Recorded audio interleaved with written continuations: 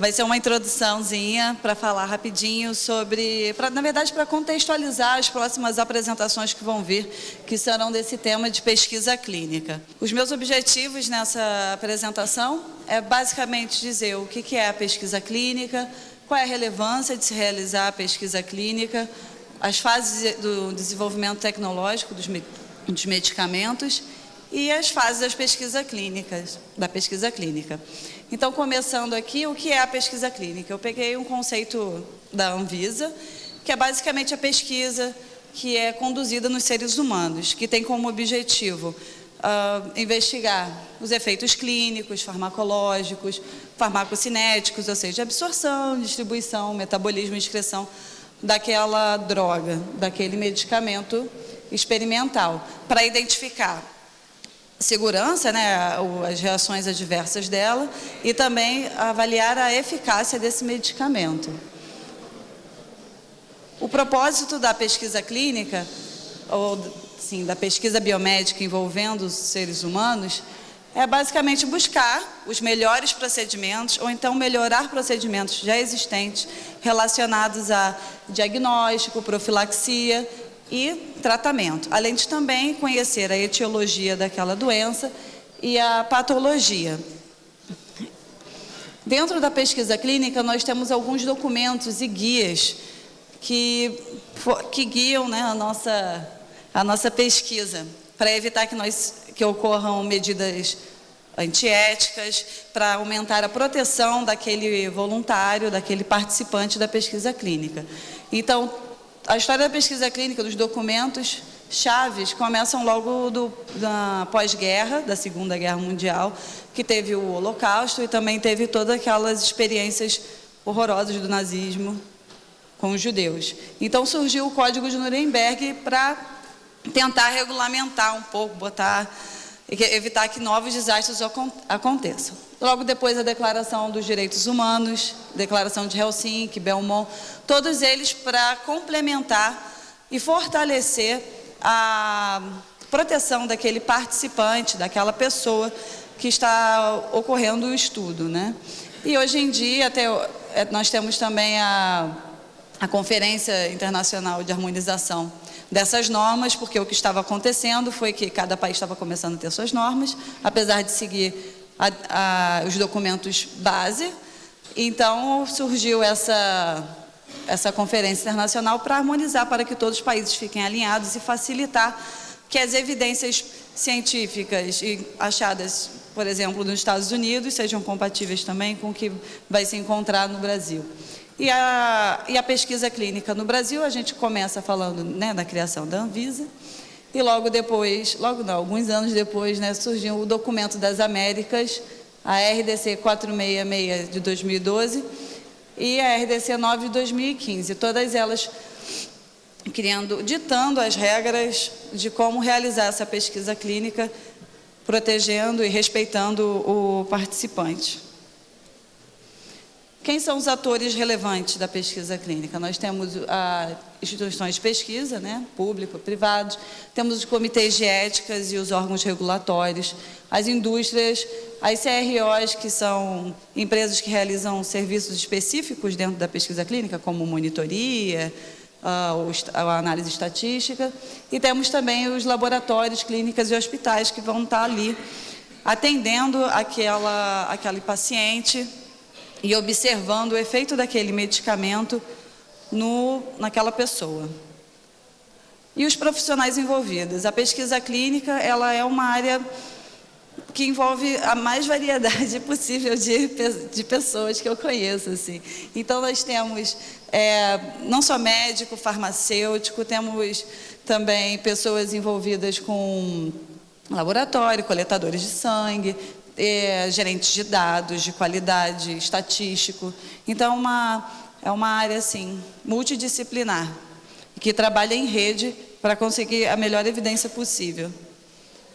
E as fases de desenvolvimento tecnológico de um medicamento. Na descoberta, normalmente demora assim, é estimado que se demore uns 2 a 3 anos. Por quê? Você pode extrair algum componente, fazer uma síntese, Aí, depois que você faz isso, você vê as características físico-químicas, ou seja, a estabilidade daquela droga, se ela é sensível à luz ou não, e etc. Isso demora mais ou menos uns 2 anos, e normalmente você investiga assim, é estimado uns 10 mil compostos, é um número muito grande. Quando a gente chega na fase pré-clínica, a gente tem os ensaios, né, em células e animais. Nessa fase, a gente saiu de 10 mil, desses 10 mil, só chegam nessa fase em torno de 300, 500 medicamentos. Diminui muito, porque não são todos os medicamentos, todos os compostos que possuem essa estabilidade. E em células e nos animais é avaliado a eficácia e a segurança dessa droga. Sendo eficaz, sendo segura, ela vai para a fase clínica. Mas nessa fase clínica, normalmente passam apenas 5 candidatos. Então, assim, a gente saiu de 10 mil, vamos para 500, 100, chegamos a 3, porque muitos são filtrados nesse processo, muitos não são tóxicos, demonstram eventos adversos que não são esperados. E chegando assim na fase clínica, nós temos, onde é a fase que vai ser avaliado a tolerabilidade, a segurança, a farmacocinética e a eficácia dessa droga.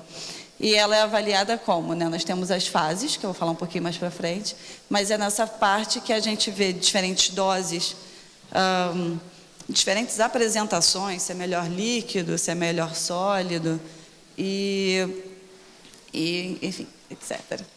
Aí, inclusive, a gente está falando muito da fase clínica, mas a fase pré-clínica, ela também é regulamentada. Ela também tem documentos que guiam para que a sua realização sigam padrões reprodutíveis e que gerem confiança naquele resultado. Que aí a gente tem um documento já da Anvisa, tem os guias de segurança da OECD e também da ICH, que eu falei mais cedo, da Conferência Internacional de Harmonização dessas normas. E na fase clínica, eu já apresentei aqueles documentos, mas só relembrando e mostrando a carinha para vocês, nós temos o documento das Américas, ICH, e aqui é a RDC mais recente, que é a RDC 9 de 2015. E como são essas fases? Na fase 1, normalmente, nós não conhecemos o composto, nós não conhecemos tanto assim a droga, nós temos apenas os dados obtidos em animais, então a gente quer avaliar a segurança dessa droga. Então, nós normalmente temos poucos participantes, normalmente sadios, em que eles ficam em clínicas e hospitais sendo observados. Então, eles utilizam aquele medicamento e se monitora para ver quanto da droga entrou, quanto da droga saiu, quanto da droga fez efeito. Então, avalia-se a segurança, dose-efeito, se tem algum efeito colateral, isso assim, a curto prazo, né? Menor dose efetiva, maior dose tolerável, enfim.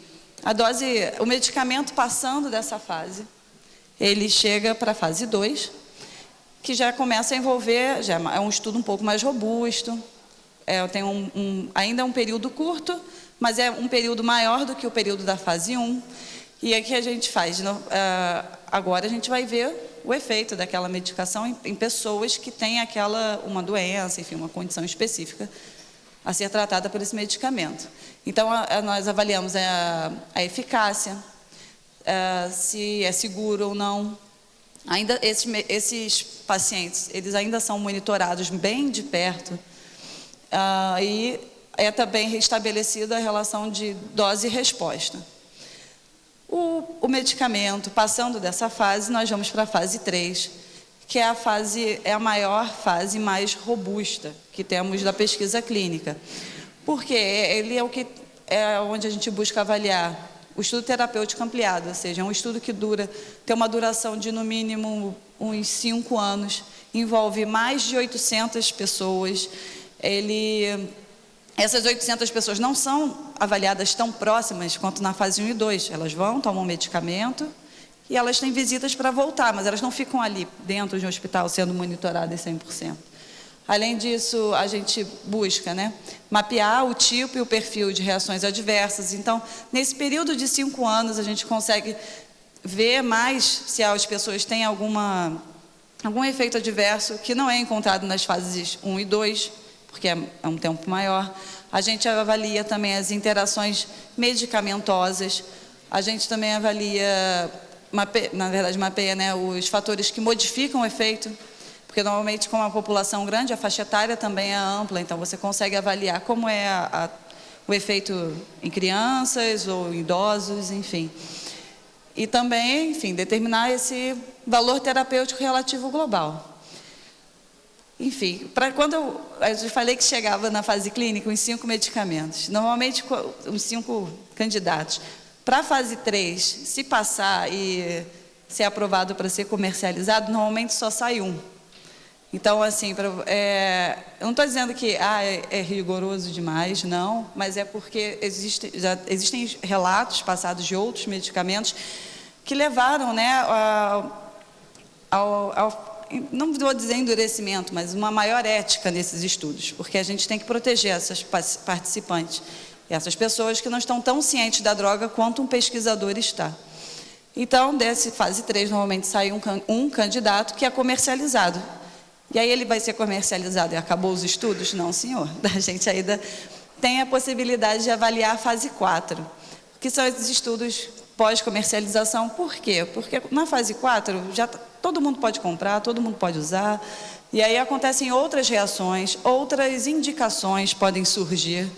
Então, realizam-se estudos fase 4 para avaliar como estão esses eventos adversos, a segurança, enfim, a longo prazo também.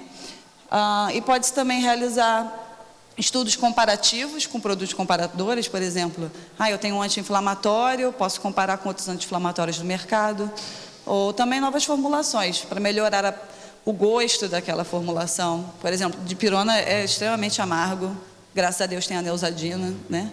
Enfim, facilidade de ingestão, de transformar os medicamentos também para líquido, e comparar o efeito dele já com um sólido pré-existente.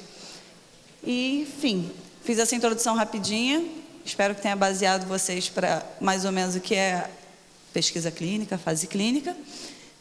E agora, sim, obrigada. Se vocês tiverem qualquer dúvida, fiquem à vontade de perguntar, ok?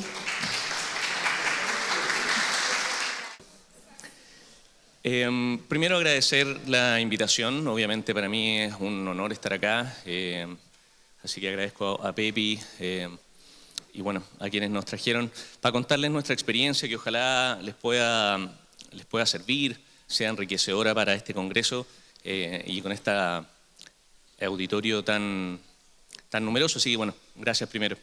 Voy a tratar de ajustarme al tiempo. Partir primero declarando si es que hay conflictos de intereses. Yo no recibo pago por ningún laboratorio ni nada. A mí me invitó a Pepi y INOP también, como parte del estudio, me ayudó a financiar el viaje. Más allá de eso, no tengo ningún vínculo con laboratorios. Me gustaría más que nada, como cronograma, mostrarles, hacer una pequeña introducción al tema. Hay partes que las vamos a pasar más rápidas porque hay otros expositores que ya las hablaron. Conversarle un poco de nuestro estudio y las conclusiones en lo que lleva en este periodo de tiempo. Bueno, primero como introducción, y es una definición que probablemente todos las tienen, esta está basada de un documento que sacó el Colegio Médico de Chile, hace 2 días o 3 días atrás, que habla o define la marihuana como una planta de la especie cannabisativa y que posee más de 500 compuestos, de los cuales se conocen 120 cannabinoides, entre ellos el THC y el CBD. Y el Colegio Médico dice que debido a su potencial daño adictivo está sujeta a control por distintas convenciones internacionales y agendas reguladoras, siendo la sustancia ilegal más consumida en Chile y el mundo. Esta es la realidad chilena. Actualmente es considerada la droga recreacional ilícita más amplia distribuida a nivel mundial, y esta condición relativamente reciente, porque algo dijo el doctor Ribeiro, en el fondo, oscurece el uso medicinal por miles de años. Las primeras evidencias son 2600 años antes de Cristo en China, para malaria, dolor, constipación, dismenorrea, y hay una larga historia. Ya hablábamos, el doctor Ribeiro, de papiro de Evers. En medicina china también se describe el uso de cannabis, en la India también, en el Atharvaveda, se describe la cannabis como una planta mágica y con propiedades curativas. la medicina ayurvédica también la utiliza. Existen textos en Antiguo Egipto, Siria, Persia, el Tíbet, donde ya describen el uso medicinal de cannabis. Galeno también la describía como una planta con efectos médicos. Fue llamada por primera vez por cannabis sativas por Leonard Fuchs en 1542 e ingresa en el siglo XIX a la farmacopea inglesa como un antiespasmódico, analgésico y antiemético, esto ya como en tiempos más modernos. Y ingresa al dispensatorio de Estados Unidos en 1854, alcanzando su máximo uso en el siglo XIX. Ya Samuel Hahnemann, en el 1797, la cannabis sativa fue uno de los primeros medicamentos homeopáticos. O sea, hay una larga historia, por lo menos, de uso de la cannabis en distintas presentaciones como un medicamento que desde 1850 a 1937 fue expendido y recetado en Estados Unidos. En este caso puntual es el ejemplo.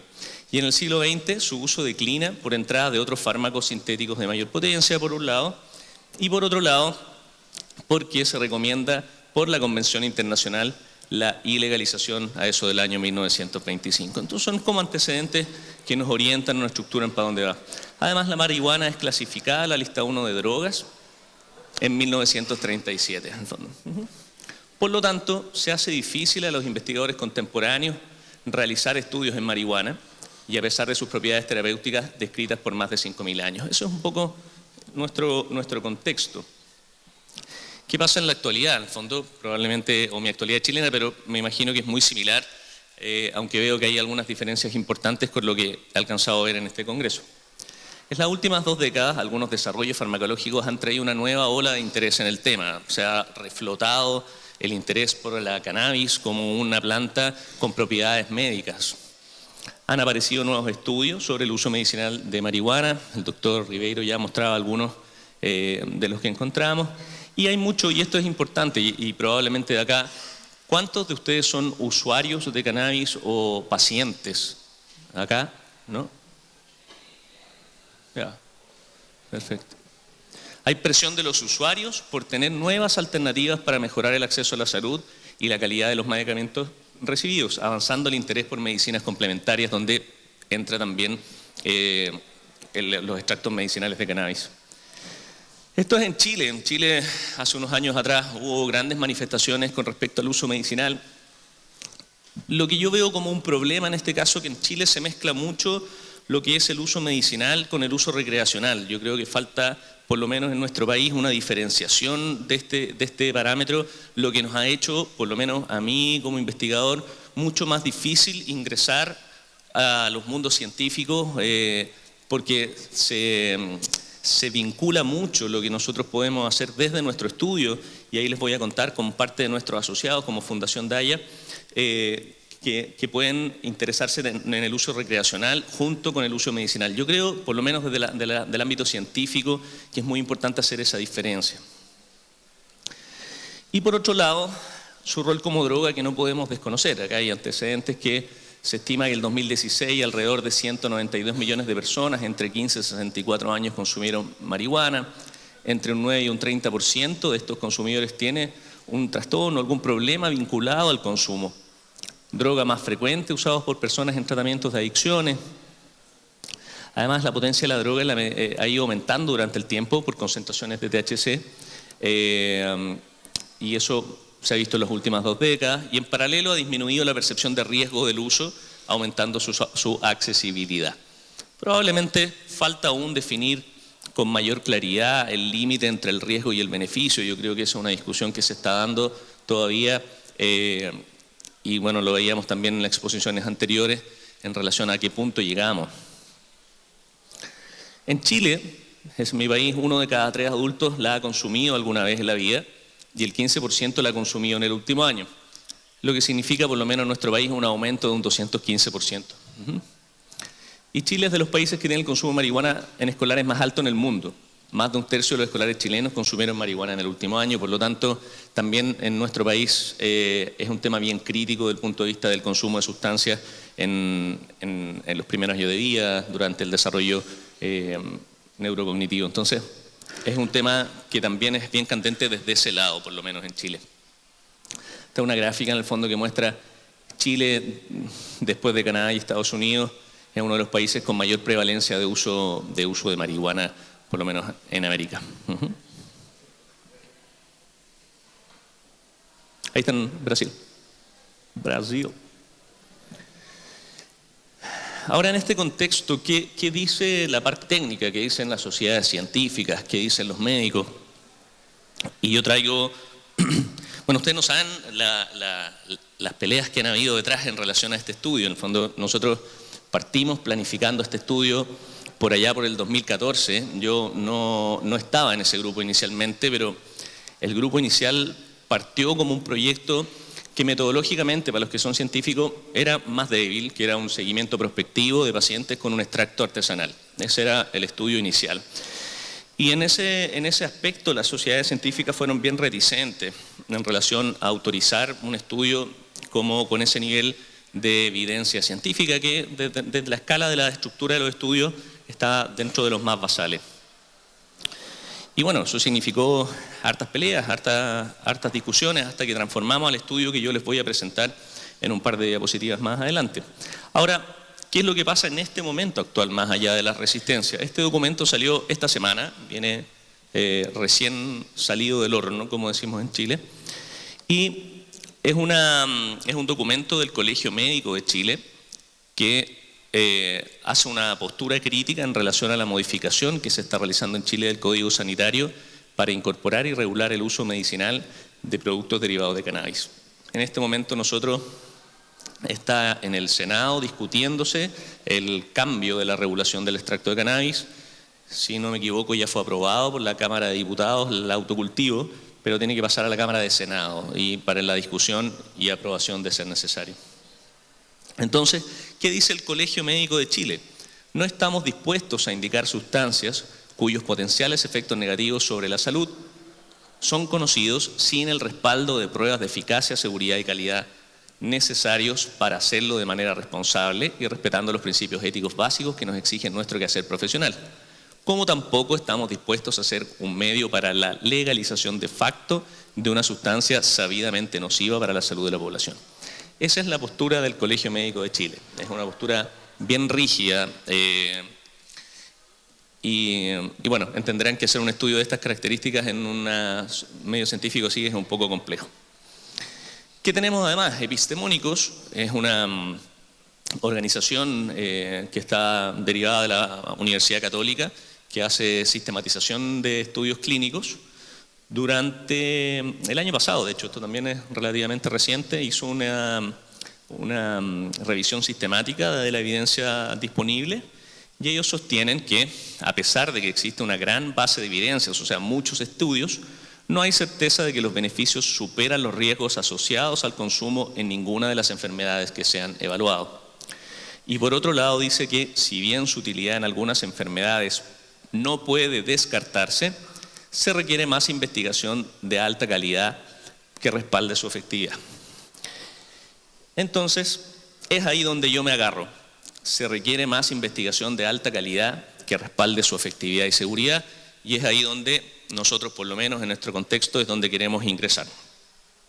Y es por eso que nosotros lo que tenemos en curso es un ensayo clínico con doble ciego, aleatorizado, controlado con placebo y de grupos paralelos para la evaluación de la eficacia de un extracto de cannabis medicinal como coadyuvante en la disminución del dolor oncológico. ¿Sí? Ahora, este estudio, como les comentaba, fue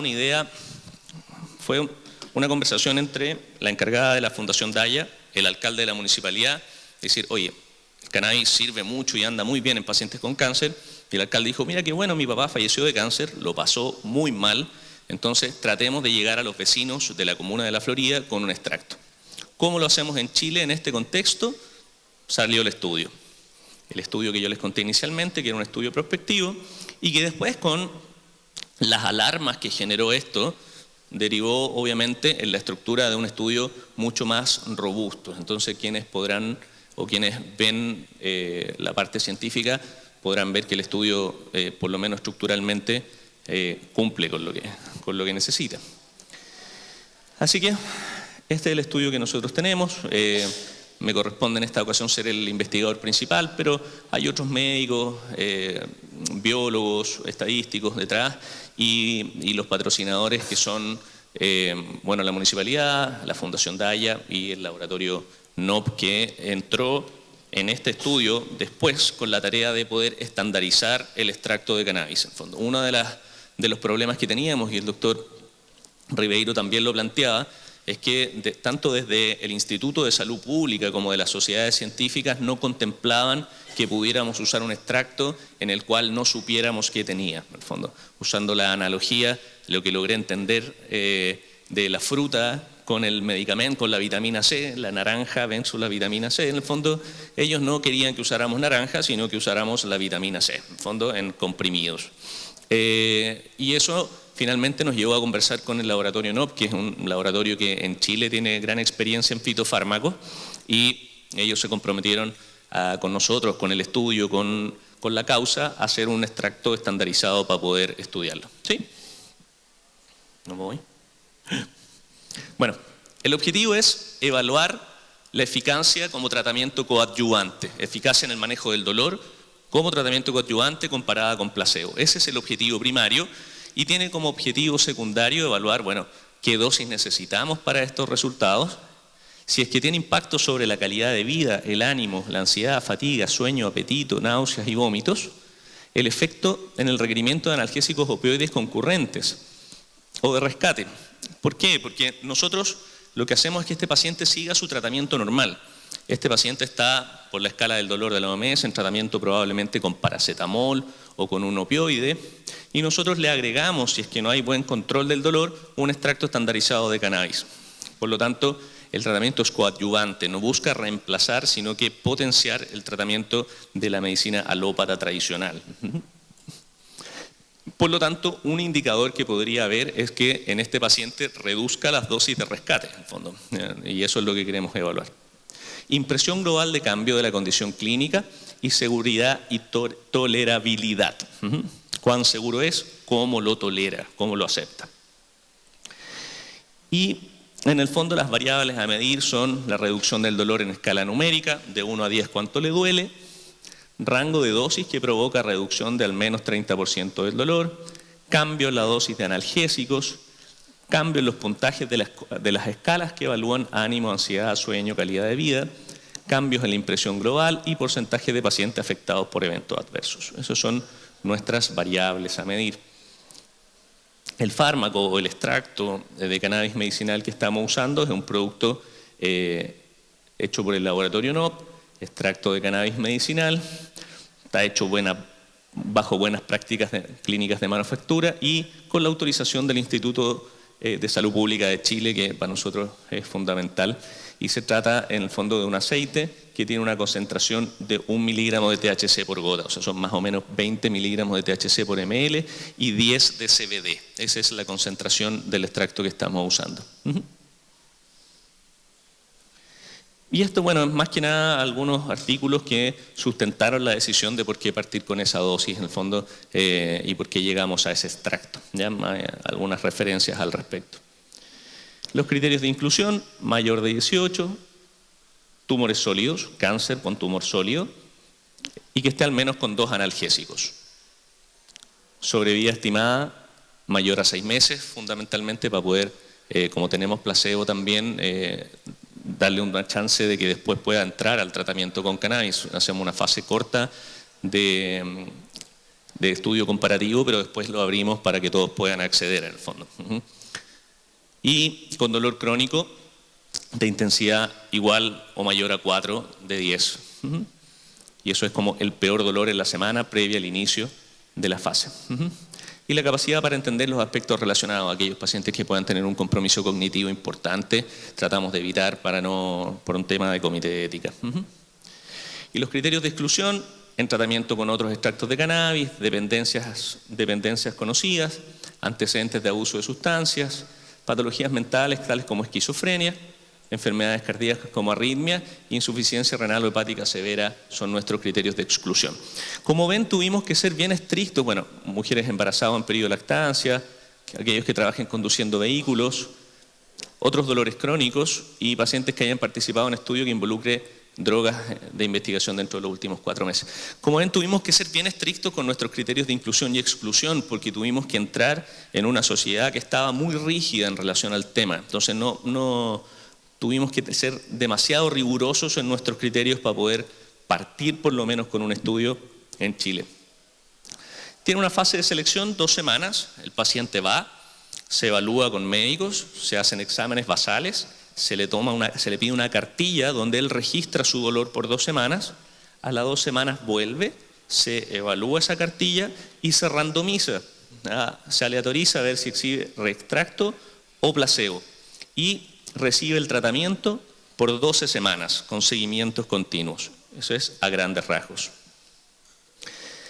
Acá no me voy a detener, pero más que nada demostrar que todos los parámetros que se están evaluando se evalúan con escalas que están estandarizadas en Chile al menos, en el fondo que están evaluadas, estandarizadas y aprobadas para su uso en Chile. No inventamos ninguna tabla de evaluación.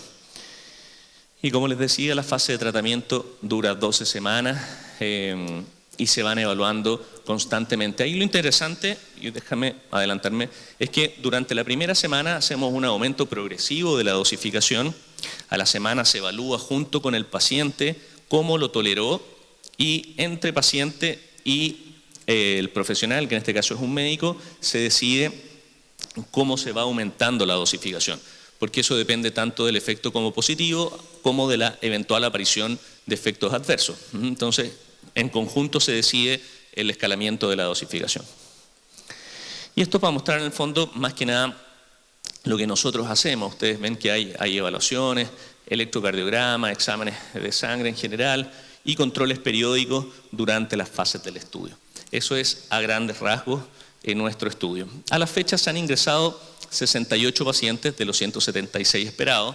Ha sido lento el ingreso de pacientes. Hemos tenido conversaciones con las sociedades de cuidados paliativos, con los hospitales cercanos. Aún así hay reticencia en la derivación. Hay harta resistencia al desarrollo de este estudio. No hemos tenido eventos adversos serios relacionados al uso del extracto de cannabis. Eso es importante. Y estamos en la fase de realizar análisis preliminares. ¿Qué creo que es importante como aprendizajes que nosotros sacamos y para nuestra realidad local, que probablemente es una realidad, por lo que yo veo, muy distinta a la que ustedes tienen, donde la parte técnica, la parte política, a través de Fiocruz o a través del ministerio, está muy asociada a PEPI y están haciendo un trabajo colaborativo. El uso medicinal de cannabis, bueno, claramente es un tema altamente generativo, interés en la población, altamente noticioso y con leyes que son diferentes y en evolución. Y creemos que, por lo menos nuestro estudio, contribuyó a abrir mucho más el tema en relación al tema de la regulación y legislación del uso de medicina de cannabis. En fondo fue un punto, por lo menos a nivel de Chile, de inflexión en relación al tema. Y aquí es donde yo les comentaba, uno, ¿qué creo que es importante o lo que yo, como desde la parte científica, saco conclusiones en relación a un estudio, por lo menos? Primero, controlar la exposición mediática. Nuestro estudio tuvo una alta exposición mediática y por personas no vinculadas a la parte técnica, que fue por un lado Fundación Daya, por otro lado el alcalde. Por lo tanto, desde las sociedades científicas se generó una postura bien crítica en relación al desarrollo del estudio. Entonces, yo creo que eso es importante de evaluar. Separar el uso medicinal del uso recreacional, en el fondo, que es probablemente también algo que nos impactó en relación al uso de Fundación Daya, de que lo mezcla todo en el mismo saco, y para las sociedades científicas por lo menos eso lo hace mucho más complejo de digerir en el fondo. Hacer estudios en los mismos centros tratantes. Yo soy médico de atención primaria, soy médico familiar, trabajo en atención primaria y estamos tratando pacientes con cáncer. Entonces, en estricto rigor, no son nuestros pacientes. Uno tiene que convencer al hospital de que derive al paciente y por lo tanto se hace más difícil ese rescate de pacientes. Partir realizando vínculos con las sociedades científicas. Yo creo que es importante el trabajo en conjunto y que yo acá por lo menos me parece, lo veo y eso es muy relevante. Y en ese sentido, por lo menos para nuestra realidad, del punto de vista de la investigación, por lo menos, el uso de extractos estandarizados obviamente favorece el seguimiento y la continuidad. Creo que eso fundamentalmente es quizás lo que yo lo puedo aportar y ajustándome casi precisamente al tiempo.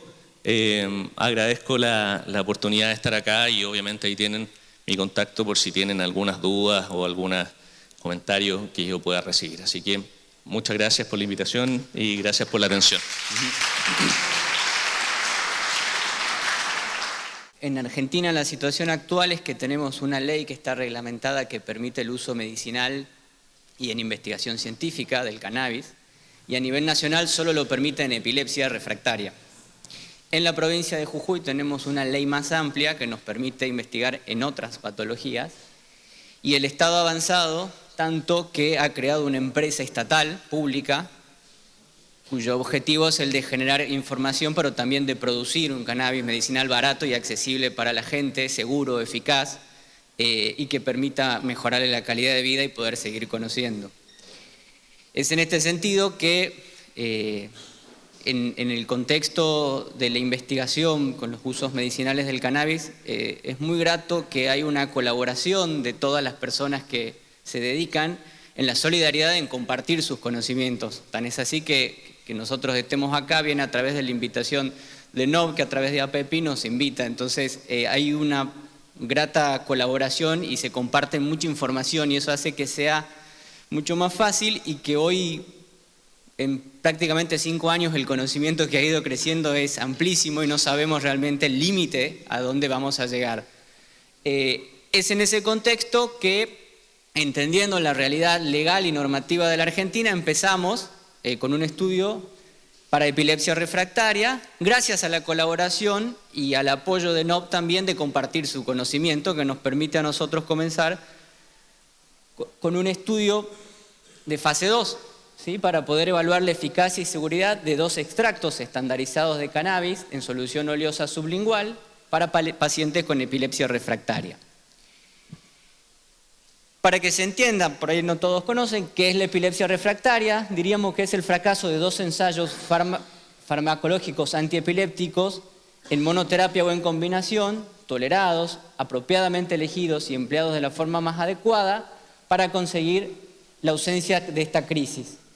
Solo una cuarta parte de los los pacientes con epilepsia generan epilepsia refractaria. Entonces pensamos en un estudio de fase 2, randomizado a doble ciego, para comparar 2 extractos de cannabis. Yo pertenezco al Ministerio de Salud de la provincia, que es el patrocinador de este estudio. Yo soy director de adicciones de la provincia y a quien me han encomendado que dirija esta investigación. Obviamente que este producto lo vamos a hacer a través de un producto estandarizado, manufacturado por NOV Laboratorios, a través de convenios, que sigue obviamente las guías de las buenas prácticas, para poder avanzar más rápido, algo que nos llevaría a nosotros como 10 años, 5 años, que es el proceso que NOV ya ha ido realizando. El objetivo principal es evaluar la eficacia de la terapia coadyuvante, ¿sí? con extractos de cannabis sativa para la disminución de la frecuencia y la intensidad de la crisis. El objetivo secundario es evaluar la eficacia y seguridad. Y pensamos 2 concentraciones diferentes, una la aprobada y en este momento en Argentina se está desarrollando un estudio que es el estudio con concentraciones de 95,5% en relación CBD-THC, pero también pensamos en comparar esa concentración con otra enriquecida en THC en una relación 85-15, ¿sí? Obviamente nuestro objetivo de eficacia es la reducción clínicamente significativa del número de crisis, la disminución de la severidad de la crisis, evaluar la calidad de vida, las alteraciones que produzca o no en el sueño, el efecto que produzcan ambas concentraciones, el requerimiento de fármacos antiepilépticos u otros de rescate o no, la impresión global en el cambio de la condición clínica y también agregamos la aptitud intelectual de acuerdo a las edades, porque si bien en el estudio lo pensamos en 10 meses, sabemos que no vamos a encontrar muchas diferencias, pero a largo plazo posiblemente sí sea un dato interesante a poder seguir valorando. Y obviamente de seguridad y tolerabilidad para ver qué porcentaje de pacientes presentan efectos adversos y o efectos adversos serios. ¿Cuáles son las variables, los principales variables a evaluar? Bueno, principalmente es la de eficacia, o sea, el porcentaje de cambio en la frecuencia e intensidad de la crisis, dividido en reducción de la crisis en mayores o iguales al 25%, mayores o iguales al 50%, mayores al 75% o mayores al 100% entre la fase basal y la fase de tratamiento. El rango de dosis que provoca al menos una reducción del 50%, ¿sí? Obviamente todas las variables en cuanto a calidad de vida, sueño, comportamiento social, habilidad intelectual, los fármacos antiepilépticos concurrentes o de rescate, si hay o no cambios electroencefalográficos importantes, y el porcentaje de pacientes afectados con efectos adversos y efectos adversos serios. Tan es así que nosotros dividimos el estudio en dos grupos, ¿sí? Un grupo, como decía recién, con la concentración 95,5 y otro grupo con una concentración enriquecida en THC. El tiempo de duración lo pensamos en 10 meses, posterior a cuál es el camino que tenemos que transcurrir y que actualmente estamos, la aprobación de los comités de ética en investigación, la autorización del ANMAT, que es el análogo al ANAVI acá, y obviamente la importación del producto. Esto es lo que más tiempo nos está demandando. Se va a hacer en 2 centros clínicos, uno materno-infantil, el PAUR son los hospitales de tercer nivel de la provincia. ¿Por qué planteamos esta estrategia de esta manera? Sabemos que la evidencia, cuando nosotros planteamos que los opositores a desarrollar la utilización del cannabis dicen que no hay evidencia. Evidencia hay y muchísima. Lo que no hay es evidencia metodológica, esto que vienen hablando todos los disertantes, que nos permita decir estrictamente la utilidad o no de una sustancia y hablar con la verdad. Bueno, en este caso, basándonos en un documento que emplea la ANMAT y en la evidencia actual, se sabe que para epilepsia resistente o epilepsia refractaria, la utilización del cannabis medicinal permitiría una reducción mayor o igual al 50% en una frecuencia que oscila entre el 40 y 45%. ¿Sí? Sobre todo hay 2 estudios grandes que avalan esto. Pero hay un montón de otros estudios más naturalísticos donde tienen una población mucho más grande que también demuestran la efectividad, nada más que les ha faltado como esta secuencia estandarizada y metodológica.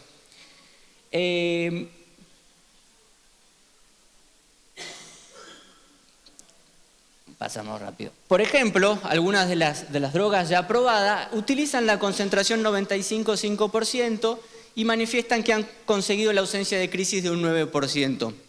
Hay evidencia actual que plantea que el enriquecimiento con THC posibilitaría una mejor respuesta, con lo cual nuestro objetivo es comparar lo que ya está validado con algo nuevo para poder empezar a jugar con las diferencias.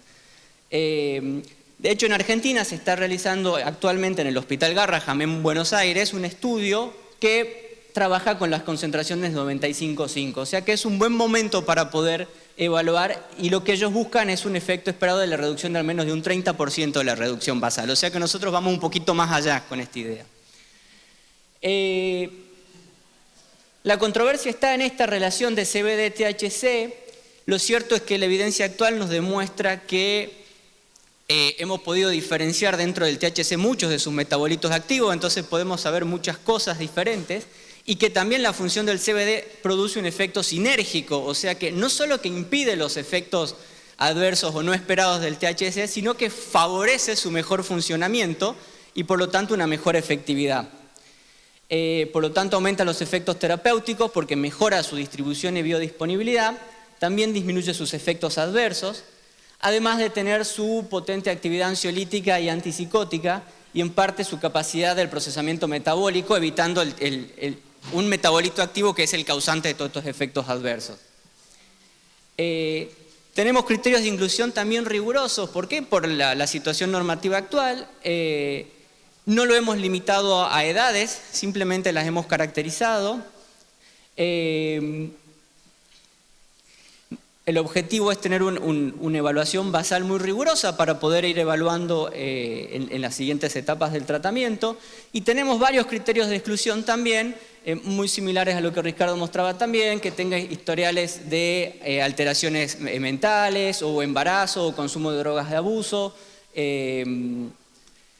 presencia de cualquier hallazgo clínico neuroimagen que sugiera enfermedades neurodegenerativas de rápida progresión, en fin, diferentes antecedentes que nos impidan ser rigurosos y criteriosos en la utilidad del cannabis medicinal. Aquellos pacientes que no reúnan el 70% de las variables totales serán excluidos del análisis y aquellos que tengan por arriba del 70% serán incluidos. ¿Cuál es el objetivo? Nosotros desde el Ministerio de Salud planteamos que, por suerte, y acá también se ve en la relación médico-paciente, en la transferencia, contratransferencia, llámenle como quieran, se genera una sinergia que es muy gracioso porque a veces hasta se aplaude como si fuesen artistas de rock o jugadores de fútbol a los médicos que acompañan a estos familiares y a estos pacientes, y eso es muy bueno. Entonces esto también hay que reconocerlo y lo que intentamos es hacer un seguimiento continuo, diario y muy cercano de los pacientes. Y de hecho lo que vamos a buscar es la administración conjunta de la medicación en todo ese tiempo a través de un equipo obviamente amplio y en un seguimiento domiciliario, ¿sí? Que los controles se hagan en el centro, pero que el seguimiento y la administración se hagan en el domicilio con el acompañamiento de los profesionales en el domicilio de las personas. ¿Para qué? Para tener un mayor control de rigurosidad, pero también tener ese vínculo cercano que es muy importante y necesario. Durante la primera, se plantea también en 7 visitas durante 4 meses. En la primera visita lo que se va a evaluar son obviamente los criterios de inclusión o exclusión, el historial médico, los datos demográficos, los medicamentos y procedimientos concurrentes. Una vez que se confirme, se inicia la fase basal, que son 4 semanas, donde se lleva un registro diario de crisis de los medicamentos concurrentes o de rescate y de posibles efectos adversos que sucedan durante ese periodo. Durante este periodo no hay administración de ninguna de las dos soluciones. Durante la primera semana se empieza a plantear, iniciando con una gota y posteriormente ir aumentando las dosis, hasta el final de hasta que iniciamos la fase de tratamiento. Antes de iniciar la fase de tratamiento vamos a evaluar signos vitales y todas las escalas y todo lo estandarizado para poder tener una evaluación basal del inicio y a partir de ahí inicia un escalamiento de dosis hasta la última semana donde llegaremos a una dosis máxima tolerable o la efectiva. En el medio se van a ir haciendo seguimientos parciales para seguir teniendo, digamos, información parcial preliminar hasta la última visita donde haremos de vuelta toda la evaluación minuciosa para tener un diagnóstico global de la evolución y la efectividad o no y la seguridad o no del estudio. En todo el tiempo va a haber obviamente un reporte de casos de cualquier eventualidad que suceda. Obviamente se provee, digamos, siempre el retiro voluntario de las personas en caso de que quieran discontinuarlo, pero también una vez finalizado el resultado se prevé, digamos, al finalización no solo la presentación de los resultados del estudio al Comité de Ética y autoridades competentes, sino también a los propios participantes del estudio y ofreciéndoles la posibilidad de, si es que ha sido efectivo, de continuar en el mismo y continuar este acompañamiento en una utilización ya efectivamente demostrada. Para nosotros en la provincia es muy importante porque es algo novedoso en cuanto a Argentina, algo que va creciendo rápidamente. Prácticamente uno reconoce que en 2 años termina diciendo que hace 2 años decía burradas, ¿no? Y esto es muy interesante porque está abriendo la puerta a un montón de posibilidades y abre la esperanza a un montón de gente que la pasa muy mal, que vive muy mal, y que el Estado participe activamente para que un producto estandarizado, reconocido, con propiedades recomendadas, donde uno le pueda decir a la persona que lo va a utilizar qué le puede pasar, qué no le puede pasar y qué hacer en caso de que le pase, se haga público, gratuito y al alcance de todos, es realmente algo que no sé si pasa en todos lados. Y que tenga la apertura y que por suerte tenga la apertura a muchas personas que están detrás de esto, al intercambio de información, al intercambio de conocimientos, al intercambio de prácticas, es realmente un momento importante para aprovechar, el cual a uno lo pone muy contento, pero también principalmente a las personas que se benefician de esto. Así que, bueno, agradezco mucho la invitación y por el espacio.